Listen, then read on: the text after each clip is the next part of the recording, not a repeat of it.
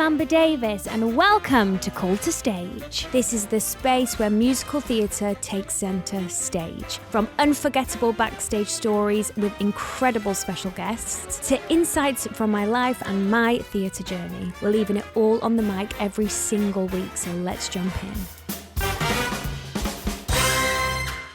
Hi guys, welcome back to Call to Stage with me, Amber Davies. I feel over the moon to have this fellow sitting next to me who I've known for many years now. Long old time. Decade maybe. Probably. It's the incredible Luke Bear. Yellow. Thrilled to be here. How are you doing? I'm really good. How are you? Looking good. Thanks. So are you? Do you know what? I saw Luke the other day. We went for a couple of drinkies, didn't we? We went to see Alice Fern in The Power of Love. What did you say to me? Your skin was looking fly. I was with Nat and I was like, whoa, Amber's skin. And I just said, you know the way to my heart. Because both of us have had really bad skin trouble. Yeah, we've had skin problems. We've been on a skin journey. Yes, we have. And I feel like we're out the other end. We're both stunners. And we look fabulous. Little hotties. Right, this is the first question I ask everyone. Mm-hmm. Pick any role you've ever played or any show you've ever been in. Mm-hmm. What would be your pre-show ritual? Oh, my pre-show ritual, I don't like to think about it too much. I don't like to stress. I don't like to be there too soon. I would sing the hardest bit of any of the songs, make sure I can hit the top note. Classic. And then maybe have a hot drink. I actually really like to nebulize for 10 minutes. Do you nebulize for 10 minutes. Diva especially, because I was shouting a lot. Yeah. That was the most challenging thing ever because I was using my voice so intensively on so many different characters. But the shouting was the bit that I'd be like, oh God, I don't have that stretch in my voice today if I was shouting. Yeah. By nebulizing for 10 minutes, my vocal folds felt like they were really stretchy. Yeah. Because I sometimes think steaming and stuff's a bit of a myth. Mm-hmm. But nebulizing is not. Do you know who told me about nebulizing? Who? Your sister. Did she? Years ago. She messaged me and said, you need to get a nebulizer and you need 0.9% saline. I was like, okay. I was like, if it works for Jade, if I can sing like Jade once I've nebulized, I'll get one. And you've never looked back? Never looked back. I love that. Yeah, I do have honestly. one somewhere. And I think nebulizer, because you can have it just before you sing. Yeah. I've steamed before too soon, and then when I've gone to sing, it's not felt right. No. If you steam with hot water, you have to let your vocal folds cool down. Right. I think steaming only works when you're poorly. Yeah. That's my opinion. I may be so wrong there, but I wouldn't steam every night after a show, would you? It depends, because I have friends that do and religiously do it. If they're in a show, they'll steam in the morning and then steam at night when they go to bed. And I'm like, I get it. But I'm not necessarily that steamer. But the nebulizer just saves me. And especially just before you sing. Yeah. And for me, if you're singing in like an air-conditioned room or there's air conditioning directly on you, that can completely like me. And then I'm like... Also, I think we underestimate as performers how much freaking dust is around. Yeah. You know what I mean? Yeah. I know, like, sometimes I'll be in warm-up and I'll be like looking out into the empty audience and I just see like this haze of dust and I just think they're definitely sitting comfortably on our vocal folds right now. And all of those things affect it. And I'm crazy and I'm like, I can feel the dust on my vocal folds. Are you? Sometimes I'm like, I can feel the air conditioning is making my folds dry. And they're like, Luke, you're unwell. And they're like, it's not on. I'm like, it is, I can feel it. Yeah. So sometimes, does it take over in your mind? Oh, your vocal health? Sometimes, yeah. When you sing and you feel good, you're like, yeah, let's go. I can sing anything. But then the times when you're not, and it never doesn't really ever sound different, but it's the feel of it. Yeah, I know. And that's for me. And then I come off and I'm like, God, that was so hard. That show felt like such hard work. Yeah. But people watching go, oh no, it was great. And I'm like, but it didn't feel good. Feel right. And that's different. Yeah. That's so crazy to me because you come across like the most easygoing person. I am chill, but then sometimes I'm like, just before I go on, I'm like, oh my God, what are the words? Or, Word anxiety, that's the worst. That's the worst, especially coming towards the end of a run. That's the worst. Someone that I worked with years ago said to me, she was like, oh, when I get to the end of a run, my brain starts to let go of the information. Mm-hmm. And then I think she said that and I was like, that makes sense. And it planted a seed in my brain. And now whenever I do a show, I'm getting to the end, I'm like, my brain's letting go of the information. I know. Do you know what? That's so crazy because when I was finishing Pretty Woman, my body, not necessarily my mind, it was my body shut down prematurely. So I actually had to go on steroids, vocal steroids for my last week, which was kind of dangerous, I think, but also... I mean, sometimes you got to do it to get through. I needed to get through. Your body knows you're coming to an end, so it's like, okay, cool. Yeah, you're done now. Yeah, and you're like, I need one more week. Yeah, please. I need one more week, darling. Do you know what I mean? My last show needs to be my best. Honestly. I screamed through my last show. Did you? Pretty much. Slay. And cried. There we go. I love that Nat told me when you were crying. That killed me off. Basically, there's a scene at the end of the show where it's like I'm saying, I'll never forget you. Like, doesn't matter where I am, Kit. I love you. And I actually couldn't get through the scene. I was like,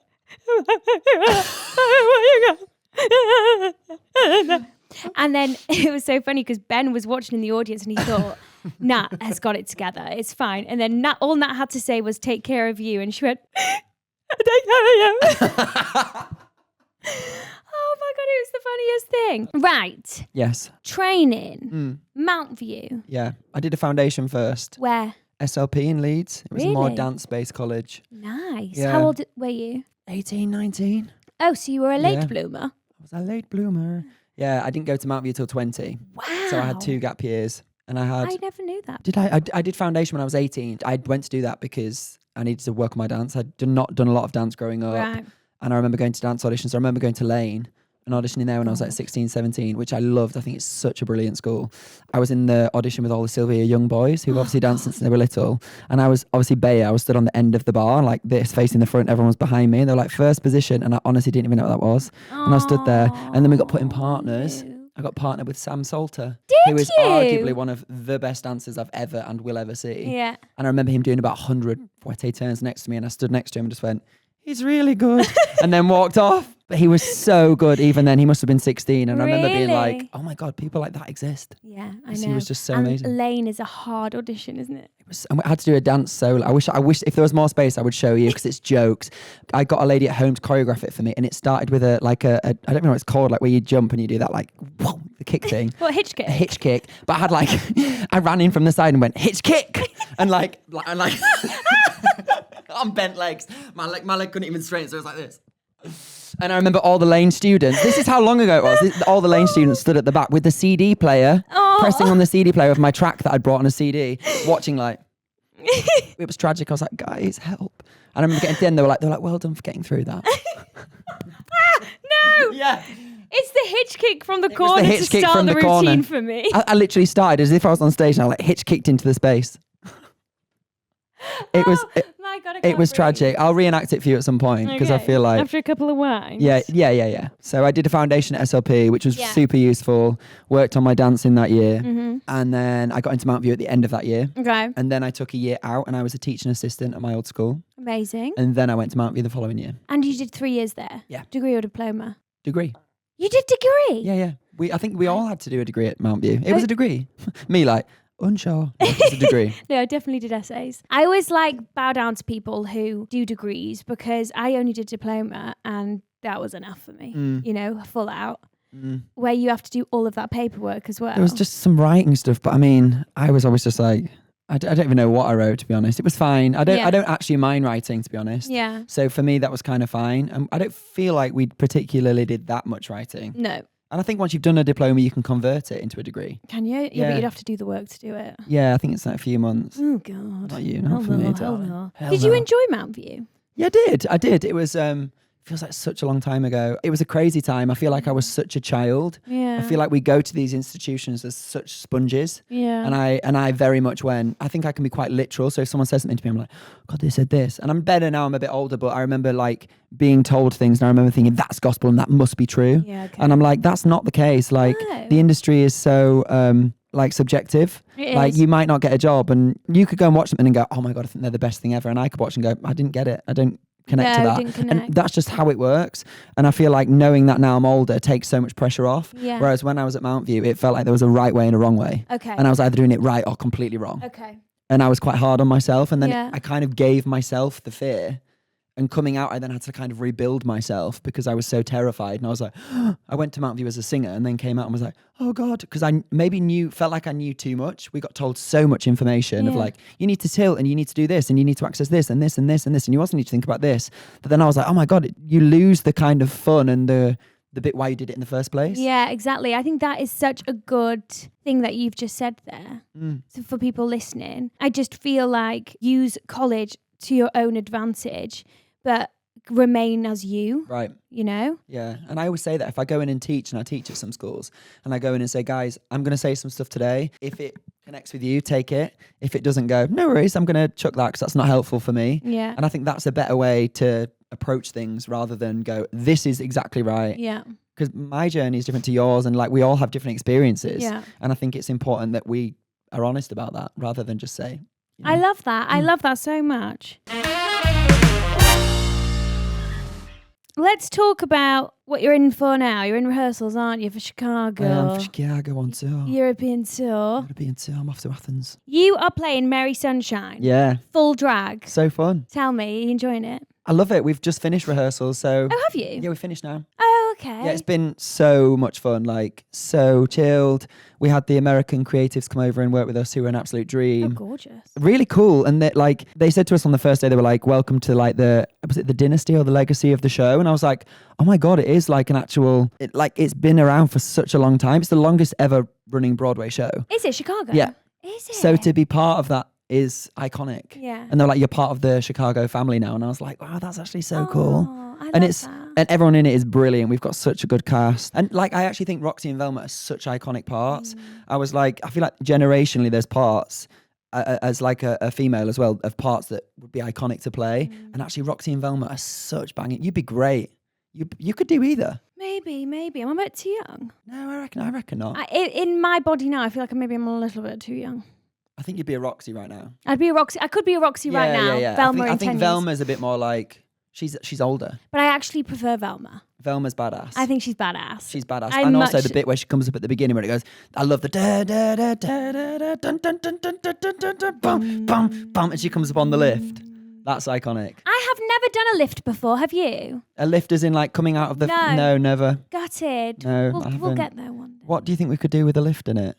We could write our own show. So you were in the original cast of Everyone Talking About Jamie as you weren't alternate straight away, were you? Cover. No, I was cover initially and then became alternate, but I was also a swing. How was that? Like creating something from scratch? So fun. I know. That was kind of my like biggest dream as a child, was wanting to be in the West End, but being something that was brand new. Yeah. And I kind of, before I got Jamie, felt like it was never going to happen for me. And I was like, I was kind of done. I'd left. Well, as in West End wouldn't happen?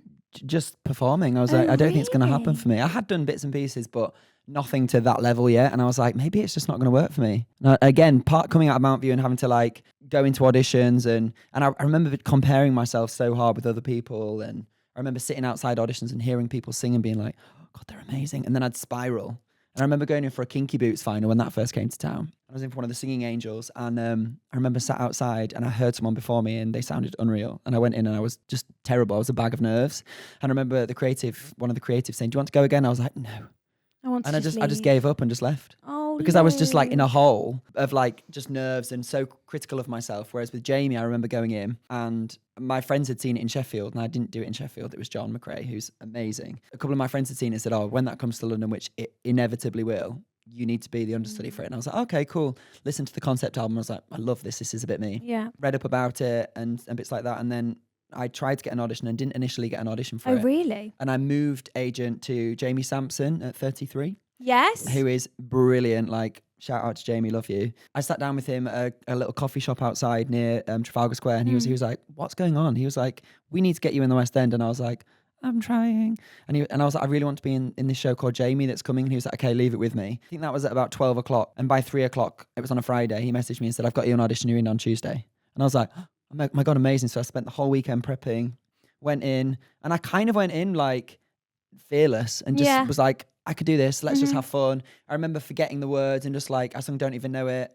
And I was just like strutting around the room, just having a good time and had a laugh. And just you to a T. I was just having a good time. I was like, let's be fun and let's be silly. And I feel like that was a real turning point of embracing that, because I think we need to be able to have fun and be silly. Yeah. Because that's what I enjoy watching. I like watching people and I go, exactly. They're so brilliant, but I can see that they're like kind of spunky and it kind of changes. Yeah. I think you can see on someone's face if they're not enjoying themselves. Right. And I just find it so sad that you just said that, you'd go into a spiral. I think rejection after rejection after rejection, that can happen. Yeah. It is so difficult. I swear you have to be a magician to have so many rejections and stay positive. It's normal to have, like, if you're going through the same situation, it is normal to have these low moments. Luke is literally a walk-in example of don't stop. because you will get there. And you just got to find other things to kind of fill the time whilst you're doing that. I think for me, I'm quite good at kind of taking the knock, and then I'll give myself like a day or two to mourn, and then I'm like, right, get over yourself. Yeah. It's not that deep. No one's died. Something else will come up and something will fill that time. And it always does. You make things happen. Yeah. Like, that's just how it goes. And I don't think there's nobody, period, that literally just goes bang, bang, bang, bang, bang, ever. No. Even the people I would expect. And I always try and ask those people when I meet them, and I say, what's going on? Like, and I always say to people, I'm like, do you get nervous? Because that really intrigues me. Because I used to think it was just me that was like, oh, nervous. And it's so interesting to see different people's process, like before they go on stage. Some people go over the lines. Some people just like to chill. But no one has ever said no to being nervous. They were like, I get nervous, but for different reasons. Yeah. For me, auditions are my worst with nerves. I don't know. It depends on where you're at. And like, if you feel, I always try and sing now before I go into a room. Because if I've sung it a couple of times, but then adrenaline as well. I went in for something a few months ago, and I really wanted this job. I got sent the script through, and I listened to the music. I listened to the full album, and I was like, oh my God, this is unreal. This is a bit of me. I read through all the script, was off book for the audition, learnt the song. They'd sent it in 2 keys, and I was like, I can sing the higher key, so I'm going to go for the higher key. Did it in the higher key, went into the audition. I practiced it before in a little room I go to in London. Before I go into my audition, I go to a little studio and just have a sing for about an hour just to get everything moving, just to make sure. Even then I was like placing things in certain places. I was like, okay, this is safer to put it in this pocket, so I'm going to put it there just in case. And then when I got in the room with the adrenaline of it, it just kind of flew out. So I was like, okay, cool. Thought the audition went really well. Didn't get it. Didn't even get recalled. And I was like, oh, okay. I know. But that's just how it goes. And I didn't take it personally, because I was able to come away and go, I did a really good job. I'm really proud of what I did. I couldn't have done any more. No, you so I'm not right for what they wanted, and that's so fine. Yeah. They wanted an orange and you were an apple. Also, can I just say, you did West End Live, didn't you, as Jamie? Yeah. How was that? Kind of terrifying. It was really early. It was like 11 a.m. Oh, it should be illegal. We opened it, and I remember being like, the clock on the wall and moving too low. No, I don't know. West End Live's a funny one, because I feel like there's kind of like this bubbling pressure because everything's filmed. Yeah, and on YouTube. Right. Through the mic. Right. Everyone on YouTube and everything has an opinion, and you just like, I actually looked the other day. I looked the other day to see what like negative things have been said about me, because I sometimes just find it really funny. Thrilling. If I'm in the right kind of mood. Someone years ago posted on a YouTube cover I did of Yeba, who is like, Love her. And I did a cover of My Mind, and it got quite a lot of hits, and people commenting lovely things on it. Someone commented, and I'll never forget it, but we hang on to these things. I just find it so funny. They put, Yeba is a diamond and you are not even a pebble. And I was like, what the hell? And I was like, slay. That can go on my tombstone. Do you know what I mean? But I love stuff like that. I just think it's so funny. Oh my God. You remember those things, and like people love to compare people as well and go, oh, well then he's not as good as this person. Yeah, I know. And I also don't like it when people compare performers, whether they're saying something positive to you and it's at someone else's detriment. I don't want that. Let's not pit ourselves against each other. No, we don't need to do that. We're all doing the thing. We're all hustling. Like, we're all on our own journeys. We've all got our own insecurities. Do you know, like, I've seen quite a lot on Twitter. It's called X now, isn't it? Has actually happened to me a couple of times, especially when you have an alternate or cover or whatever, but fans will kind of disrespect the person that's actually playing the role. Right. They're like, say a cover is on, they'll tweet or put on Instagram like, best day ever because this person's on, and like, she's my fave or he's my fave. Yeah. Happened quite a lot in Back to the Future. Like, celebrate everyone, but not at the detriment of somebody else. Do you know what I mean? Yeah. And like, there's boundaries. Especially when they tag both people. Yeah.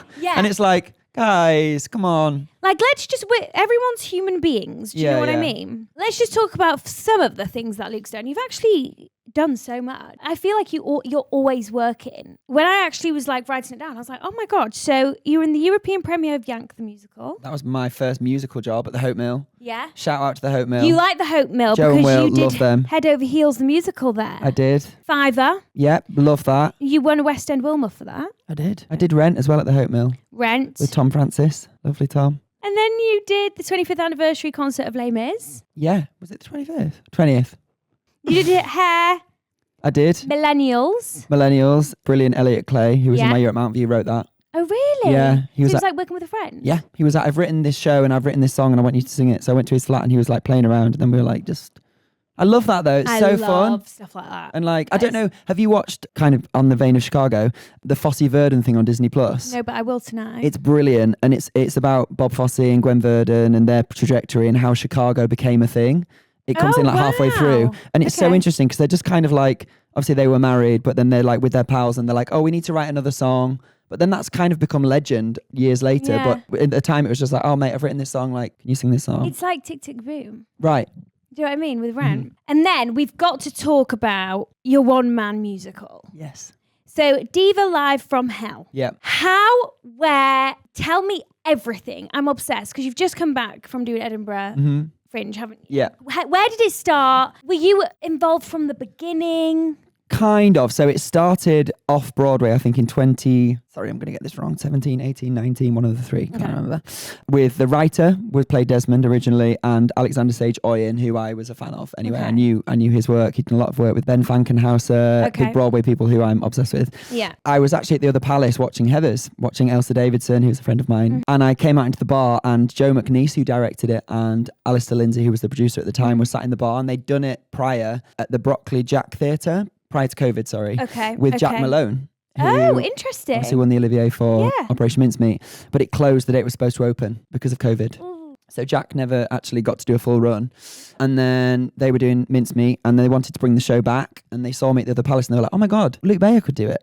And they were like, hey, Luke. And they called me over and they're like, do you know Diva Live from Hell? And I was like, no. And they said, I'll have a listen to it and let us know if you want to do it. I was like, okay.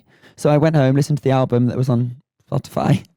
And then I was like, oh, this is really cool. I said, can you send me the script? I looked at the script and I was like, this is fun. And I agreed to doing it. I did Millennials and went straight from Millennials to Diva. So hang on, you didn't audition for it? You just didn't. Wow.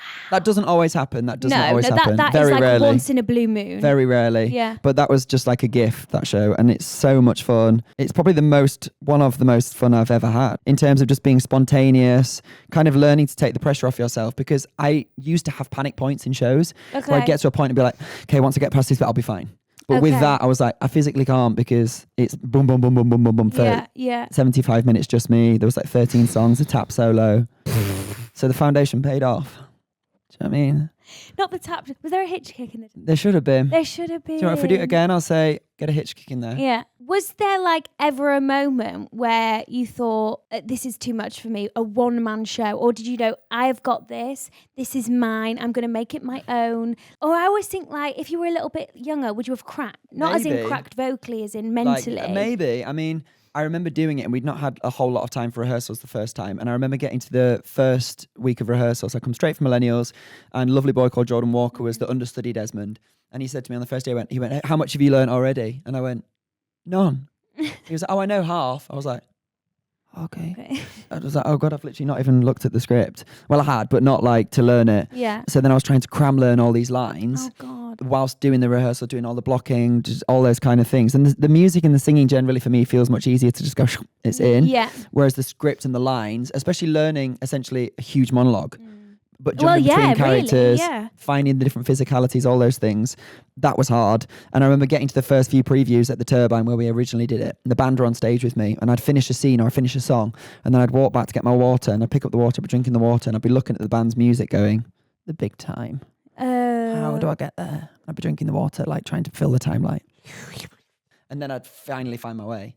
But like there was times where like very early on in the run where I was like, I have no idea how to get to the next bit. I remember walking out for the dress run and seeing Jake Waby, beautiful, brilliant videographer, and Danny with a camera, love him. Danny with a camera, love you. I remember seeing them and they're like, good luck. And I was like, I need it. I'm scared. Performing's not for me anymore. I retire, but it's too late. And I remember just being absolutely terrified, and honestly, I'll never forget it. But then the show's kind of like grown and evolved now. And then having done it at the Fringe is a whole different audience. Yeah. They're quite raucous. Some of the shows, our stage manager would be like, Desmond, who was the main character, hurry up. And I'd be like, oh, shut up, Megan. Because he's like, Rachel Berry is like calculated and horrible. But it kind of took its own kind of turn at the Fringe. I feel like it came into its real own at the Fringe. At the Fringe. But it's so exhausting. Do you feel like as well that you could do anything now that you've done that? I think so. By the end of Diva at the Fringe, I was kind of delirious because I was just so exhausted because the Fringe is its own beast of being there and seeing people, meeting new people. I'd wake up in the morning and be like, right, tonight I'm going to do the show and I'm going to come home. And then I'd finish the show and Megan, who was the stage manager, would go, do you want to come for one drink? And I'd be like, yeah, go on, I will. And then you have one drink, you go to the Abattoir, which is the Underbelly members bar, which is fab. I'd be there till like 3, like, oops. And then, Sorry. and then you kind of repeat the next day. But I only had one scheduled day off the entire run. Oh my God. Did you go to a wedding? I went to Chloe Paul's wedding on the 23rd, which was fab. Balancing all these different things whilst trying to do a show.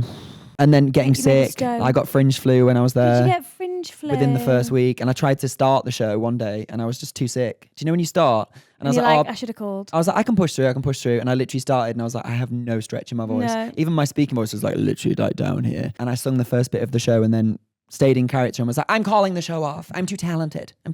Carry on. Really? Which is what Desmond would say. Okay. And the audience were like, haha. And I was like, I'm being serious. And then I just like stormed off in character, stayed in character. Because if you see the show, Desmond comes in and it's his show. So I was like, I'm going to stick to that and I'm going to be Desmond. And the audience just didn't get it. And they were like, is he actually sick? One day my ear was blocked and I literally said to the audience, so I was like, does anyone in here know anything about ears? And they were like, huh? Like my ear was so blocked. And obviously singing with blocked ears, I was literally like... Muscle memory. You're having to rely on muscle memory for that. Horrendous. But you push through. Like I really fought to get to the end of that run. I love that. You're such a hard worker, and Nat says that as well. You're so hard working, dedicated. The hustle is real. The hustle is real. The hustle never stopped, even if you are 100% on him. Well, I've come to the end of this session. I can't believe it. It's gone so quickly. So quick. But before I let you go, I want to say, what advice would you give to 10-year-old Luke? What advice would I give to 10-year-old Luke? Take the pressure off. It's not that deep. Have fun, be silly. That's what I enjoy, and I enjoy people. When I meet people, I connect with people that are silly and just have a bit of fun. Like what we do is so joyful and so brilliant, and I think we should just embrace that and be kind to each other, and also say to people, we're in rehearsals now and I say to people, they come off, I'm like, mate, you smashed that. And they're like, really? And I'm like, yeah. Like, why? Let's big each other up. So that's my... And don't take yourself too seriously. Let's just have a laugh and a giggle. I love that. Good times. Well, thank you so much for listening, guys. And thank you for coming on. Thanks so much. Love you too. Thanks. Bye.